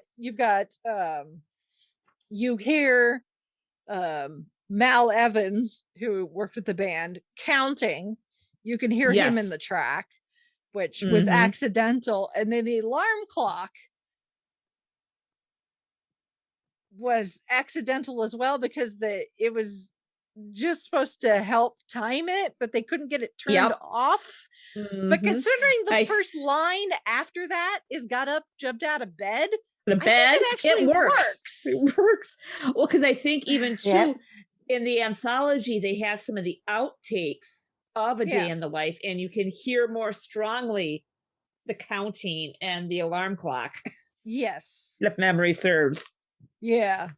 And there's one outtake where I don't know what happened, and Paul's like got up, jumped out of bed, you know, like for some reason he screams the word bed. Who scared him? I don't know if somebody came up and goosed him at that time or what, but it's always funny. My buddy's on John. Probably. Knowing him. Yeah. But yeah, it's just the whole thing is just the song is just kind of this crazy mix of things that just kind of work, and then taking advantage of the fact that at the time it was records. There is at the very end of Day in the Life, and this again, it depends, because I don't think they did this on every pressing of the records. I think again it was in early pressings. There is a short, very short note or sound that cannot be heard by human ears, can only be heard by dogs. Huh. Interesting. Yeah. And then obviously if whether you got it on record or CD or listening on Spotify or wherever, thank goodness they've kept this intact throughout the years, even once we moved to digital. But if you leave the song going after the very long final piano note that lasts, depending on who you ask, almost a minute, you kind of get this weird, it sounds kind of like John's voice with some other weird noises, with a voice saying something like never could see other way, never could see another way, repeating. And that's because they were like, okay, so if you've got a record player that doesn't automatically stop at the end of, it automatically doesn't turn itself off. They're like, it would be hilarious if people were listening, just kept the record playing, thinking, oh, the record's over. One of us will get up in a moment and change it to a new record. But wouldn't it be hilarious if the song ended, there's a little bit of silence, and then bam, some extra stuff right at the end, just to freak everybody out because they thought the record was over.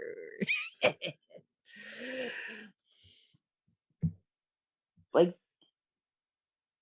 end credits before end credits were a thing.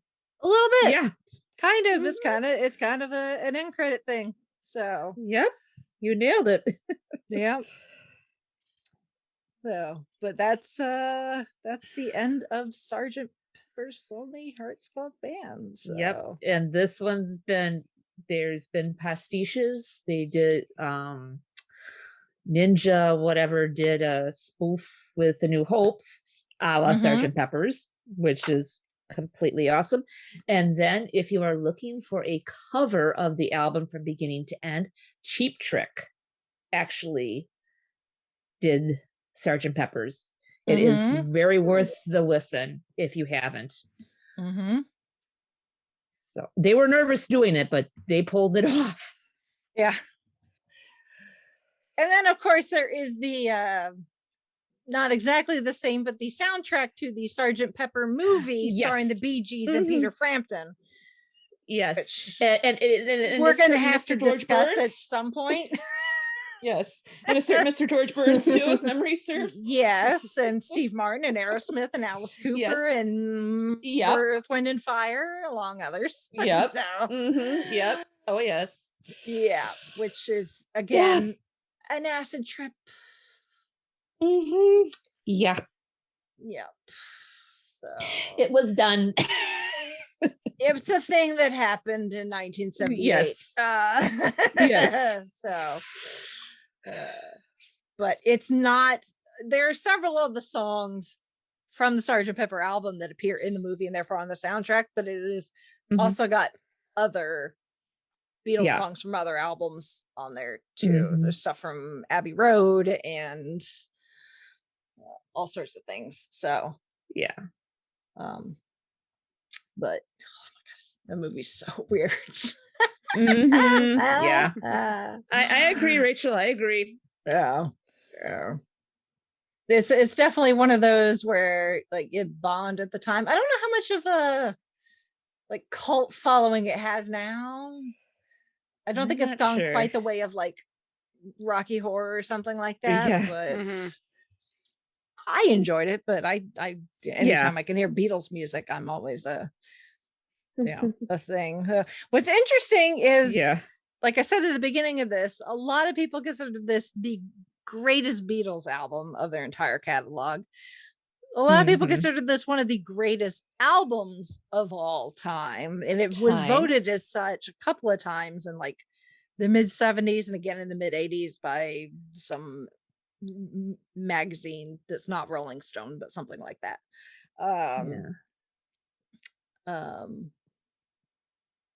But if you ask the Beatles, at least by the time that this particular book I've been referencing was printed, John didn't really care for this album. Neither does Ringo. Huh. Yep. Somehow it doesn't surprise me that John didn't. Like, he recognized that it was a high point as far as his collaboration with Paul and for the Beatles as a whole.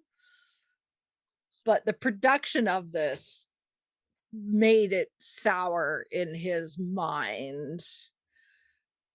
And he doesn't think the idea of this being a concept album really fits because he doesn't think it's cohesive enough. Ringo really doesn't care for it because he didn't really have a whole lot to do. True. He said that one of his best memories from recording this album was the fact that he learned how to play chess. Wow. Yep. So that being said, other people really, really love it. Like David Crosby in 1970, I believe in Rolling Stone. I think that's what RS is supposed to be in here. 1970. David Crosby said, somehow Sgt. Pepper did not stop the Vietnam War. Somehow it didn't work. Somebody isn't listening. I would have thought Sgt. Pepper could have stopped the war just by putting too many good vibes in the air for anybody to have a war around. Okay. Yeah, that's David Crosby for you, though, too. Yeah. If only it was that easy. Yeah. And then John Sebastian of the Love and Spoonful said, it was like throwing down a hat in the center of a ring. It was a tremendous challenge. It seemed like an almost insurmountable task to come up with anything even in the same ballpark. And then Michelle Phillips of the Mamas and the Papas said, Sgt. Pepper was what we listened to for the next days and weeks. That record played over and over again. It was the theme of the people working for the Monterey Pop Festival. Not surprising. Although apparently Bob Dylan reportedly growled, turn that off when somebody played him. Not surprised. No. Not surprised. Oh my goodness. Anyway, so that is Sgt. Pepper 55 years ago. Later this week. Yep. Shall go down in infamy.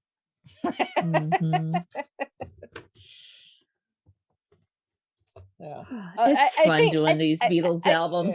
I would think now Ringo probably looks on it maybe a bit more fondly. I would like to hope. Yeah. The time. I think so. But yeah. So, and then obviously, one way or another, Paul has no problem with it because he does several of the songs live. So, which ones I will hear next week to be determined, but at least one or two, I am sure. Yes. So, oh yes. Among others. I'm very excited. I mean, yep. I mean, Paul, he's got between the Beatles catalog and his own back catalog with Wings and solo. Oh yeah. Yes. There's a lot. Yeah. So excited. Any thoughts? Final thoughts on Sgt. Pepper? If you haven't listened to it, do yourself a favor. Get yourself, like Rachel said, track down the mono copy and listen to it. I know thankfully on the version I've been listening to on Spotify is remastered from I think 2009. Yeah, remastered 2009. It is mono, so on Spotify. Because I know they did I know they did a re-release with everything in stereo, but then I think they also made sure that they had the mono. Yes. Because that's how I grew up listening to it, was mono. Yep. Well, and that's the way it was mixed, because Mhm. stereo was not a thing, so they mixed everything in a way that it would still sound pleasant to the ears, even though you could Mhm. not do it in stereo. So, but it's just one of those things where, like I said, if you're just listening to it coming out of like your car stereo and you don't have headphones on, your brain kind of does the stereo mix for you. Yeah. Mhm. I think.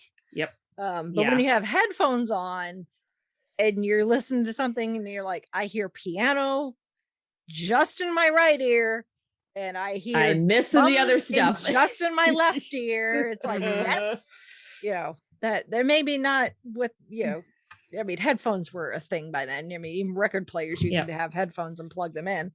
Mhm. So, but that's the way it's meant to be heard.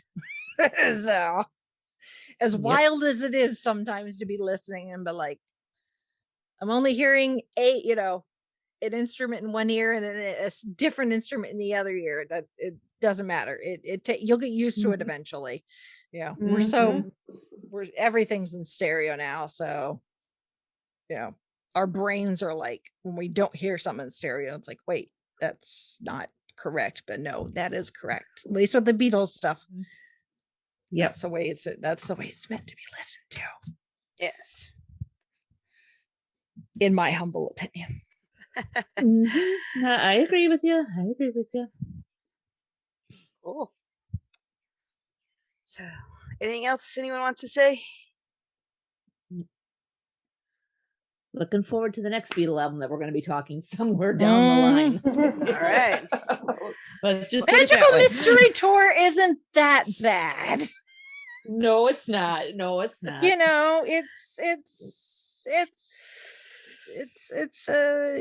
a thing that happened. It's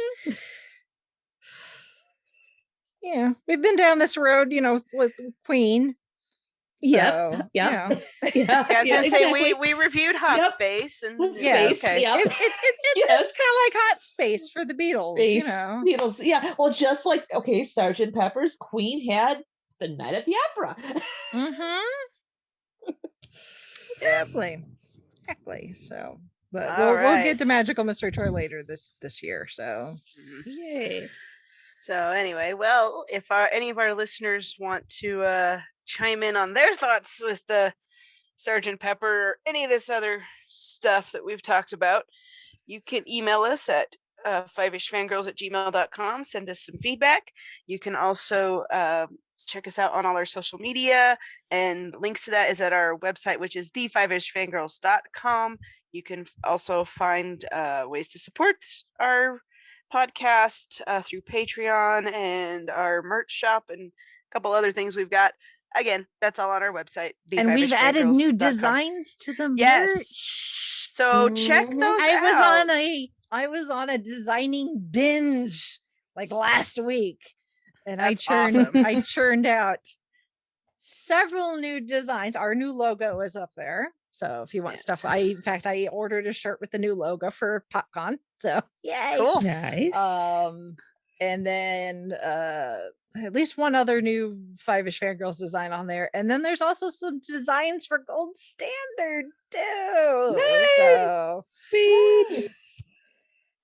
So if you want to get some Gold Standard merch as well, there's several designs that I'm actually quite proud of. That's cool.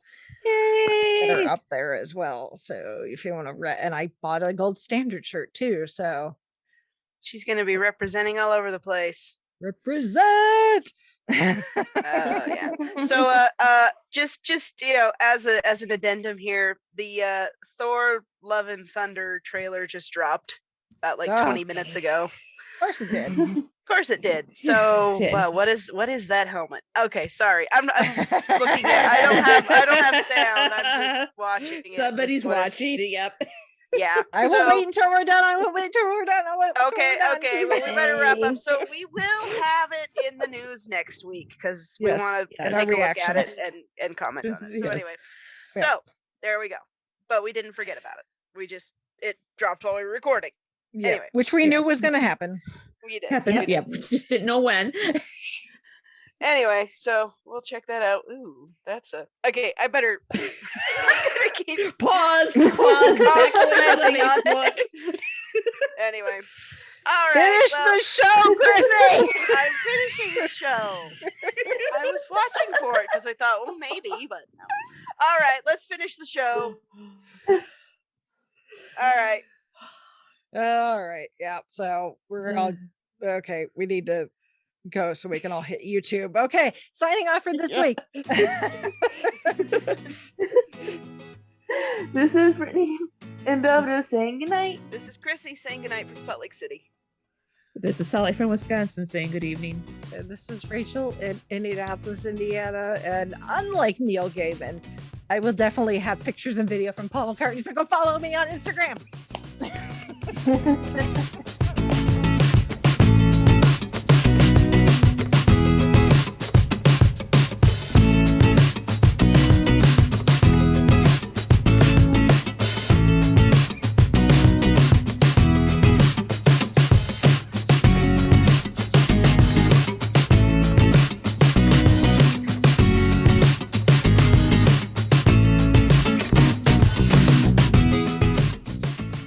Listening to the Five-ish Fangirls podcast.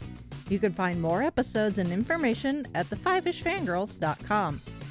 Any and all books, movies, games, and any other forms of media mentioned are owned and operated by the respective copyright holders. No copyright infringement is intended or implied. If you wish to support the show, the easiest way is to leave us a rating and review. More ratings and reviews will make it easier for others to find the show. If you wish to support us monetarily, you can do so at patreon.com/5ishfangirlspodcast. All money goes towards fees and equipment to keep the show going. For official Five-ish Fangirls merchandise, visit redbubble.com/people/5ishfangirls. We love hearing from our listeners and encourage feedback. You can email us at fiveishfangirls@gmail.com. You can also like and follow us on Facebook at facebook.com/5ishfangirls. Thank you so much for listening, and may the squee be with you.